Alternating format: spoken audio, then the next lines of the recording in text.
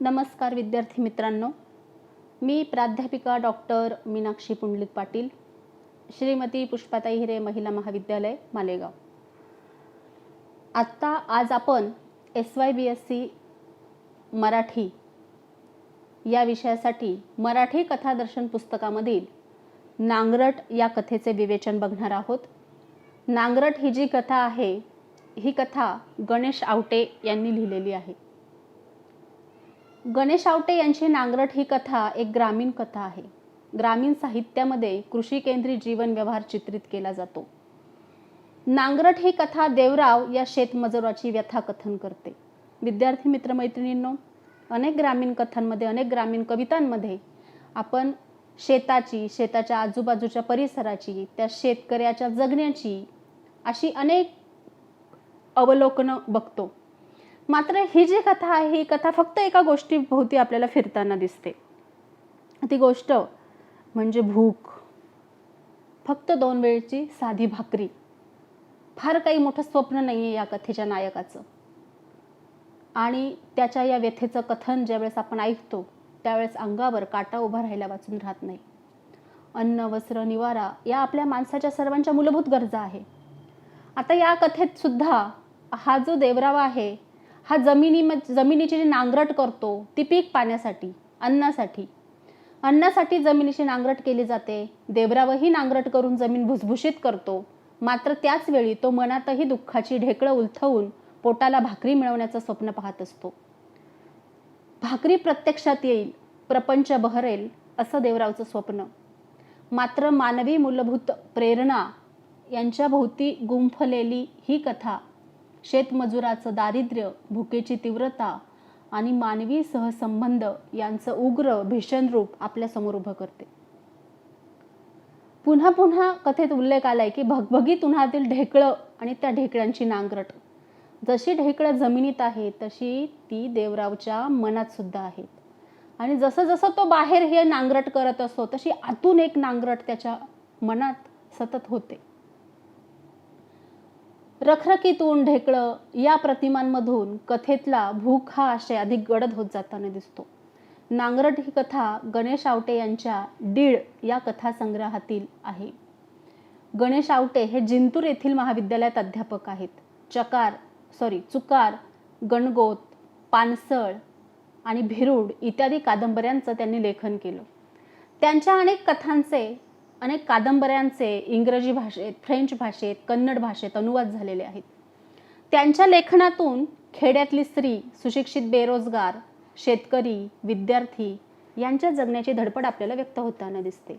आता त्यांनी हा जो डीळ नावाचा कथासंग्रह लिहिला आहे, या कथासंग्रहाला स्मिता पाटील पुरस्कार मिळालेला आहे. इतरही अनेक मोठमोठे नावाजलेले पुरस्कार त्यांच्या इतर साहित्याला प्राप्त झालेले आहेत. भूक याभोवती फिरणारी ही कथा वाचकाला अंतर्मुख करते. 4 ते 5 पानांची अत्यंत छोटी कथा, पण जगण्याचं एक भीषण वास्तव, एक विदारक सत्य आपल्या साऱ्यांच्याच डोळ्यासमोर उभं करते. देवराव शेतात काम करतोय, पोटात भूक मावत नाही. अशातच त्याला डोळ्यासमोर आपली पत्नी समी म्हणजे समुद्रा लोकांच्या घरी जाऊन उसनं पीठ मागत असेल, मग त्यावरून तिचा जागोजागी अपमान होत असेल, हे त्याच्या डोळ्याला दिसतं आणि ती खंत त्याच्या मनाला त्रास देताना दिसते.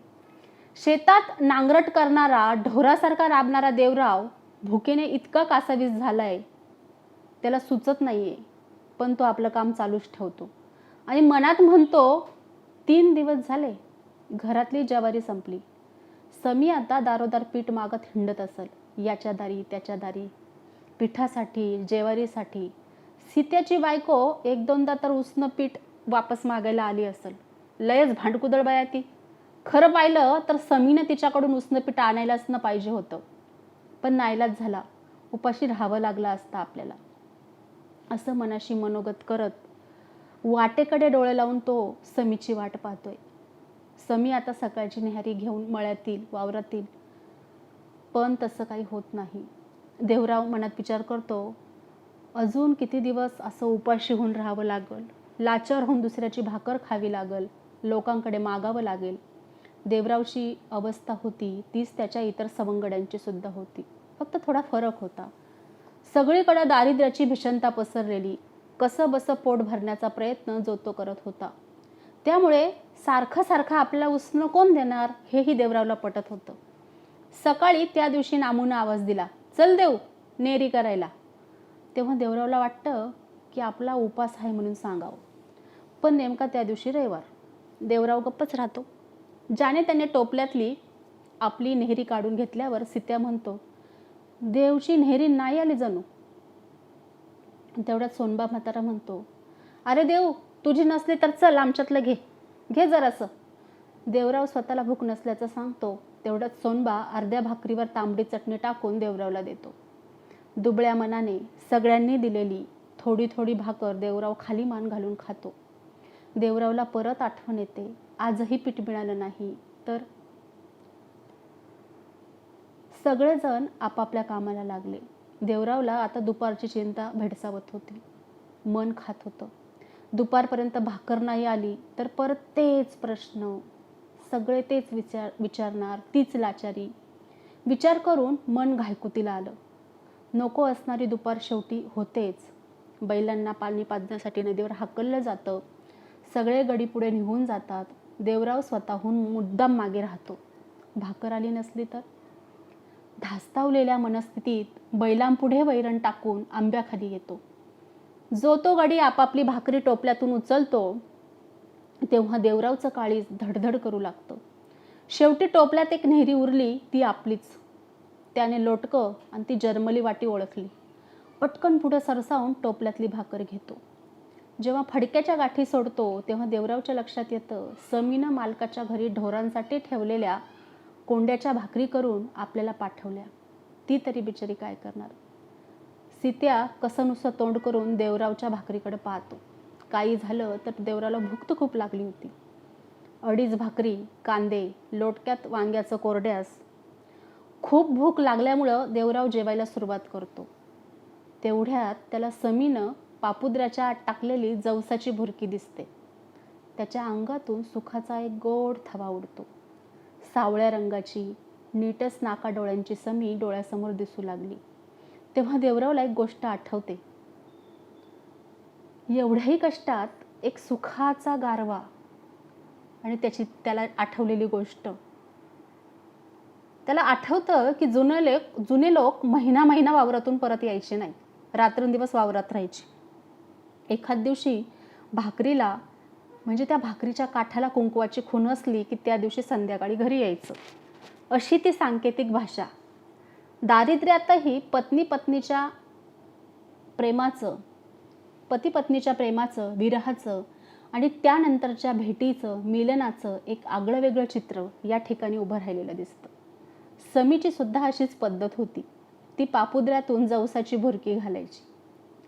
समीचा, संसाराचा, भविष्याचा विचार करता करता देवराव आराम करावा म्हणून तिथं आडवा झाला. त्याच्या डोळ्यासमोर समी दिसू लागली आणि समीचा विचार करता करताच त्याला गुंगी आली आणि त्या गुंगीत त्याला एक स्वप्न पडलं. त्या स्वप्नात त्याला दिसलं की संध्याकाळ झाली आहे आणि तो हळूच घराकडे निघाला आहे. अंधारातून नदी ओढा ओलांडून गावाजवळच्या मसनवट्यातून तो न भीता घरी जातो. दार वाजवतो. समी दार उघडते. समी थोड्या वेळाने त्याचे पाय दाबू लागते आणि तो समीला हसून लढीवाळपणे प्रश्न विचारतो, समे तुला पोरगा पाहिजे का पोरगी? समी लाजून म्हणते पोरगी. काही दिवसांनी समीला पोरगं झालं. ते पोरगं 4-5 वर्षाचं झालं.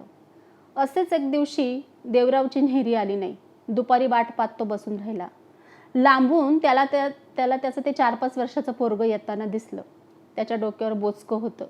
देवरावला खूप भूक लागली होती. पोरगं वाटेवरून येत होतं. पोराची बी वाट सरत नव्हती. नांगरवटीतून ते वाट काढत डोक्यावरचं ओझं कसं बसं सावरीत येत होतं. देवरावला त्याची एकदम मोठी हाक ऐकू येते आणि देवराव दचकून जागा होतो. त्यानं समोर बघितलं होतं तर पोरगं नव्हतं, भाकरीही नव्हती, फक्त नामूची हाक होती.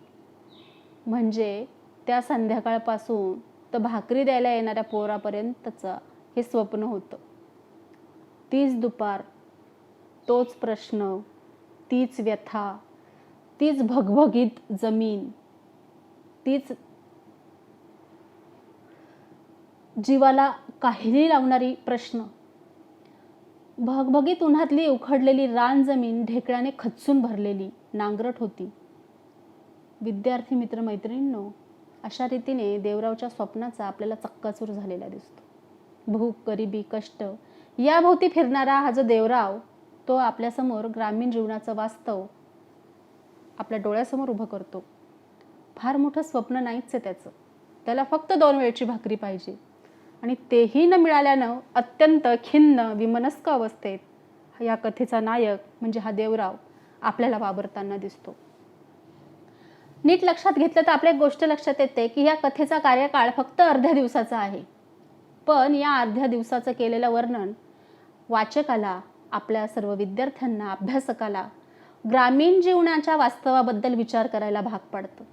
किती छोटीशी अपेक्षा आहे, किती लहानसं स्वप्न, पण तेही अप्राप्त. फक्त समोर ढेकळाने खच्चून भरलेली नांगरट, जणू काही निराशाजनक जगण्याचं प्रतिनिधित्व आपल्याला ती करताना दिसते. आणि ही कथा आपल्यासमोर ग्रामीण जीवनाचे एक भेदक वास्तव मांडताना दिसते आणि आपल्याला नक्कीच विचार करायला भाग पाडते. धन्यवाद.